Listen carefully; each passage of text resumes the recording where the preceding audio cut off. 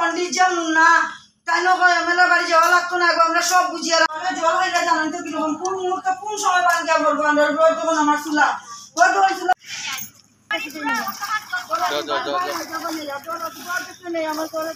বাচ্চারা মিলিয়ে জানো জড়ি ভিজিয়ে নালা কাটিয়া দিত দেওয়ার পরে আমার বাড়ির উপরে দিয়েও জল যায়। ঠিক আছে। পূর্ত বিভাগের সড়ক সংস্কারের কাজে গাফিলতি, ফলে কৃত্রিম বন্যায় নাজেহাল দয়াপুর কলোনির কয়েকটি বাড়ি। উল্লেখ্য যে গত 3 মাস আগে দয়াপুর কলোনিতে পূর্ত বিভাগ রাস্তা সংস্কারের জন্য কাজ শুরু করেছিল।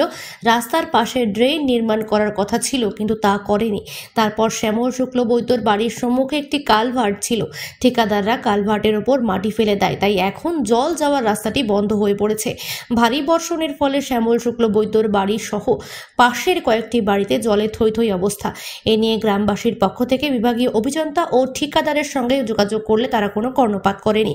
তাই আজ ভুক্তভোগী মহিলারা কোদাল দিয়ে মাটি সরিয়ে জল যাওয়ার রাস্তা করে দেন।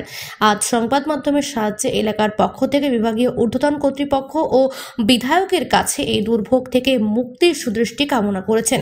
আজ এলাকার পক্ষ থেকে উপস্থিত ছিলেন সীমা চন্দ, সন্দীপ শুক্লবৈদ্য, শেফালী চন্দ, উমা রানী রায়, শেফালী শুক্লবৈদ্য প্রমুখ।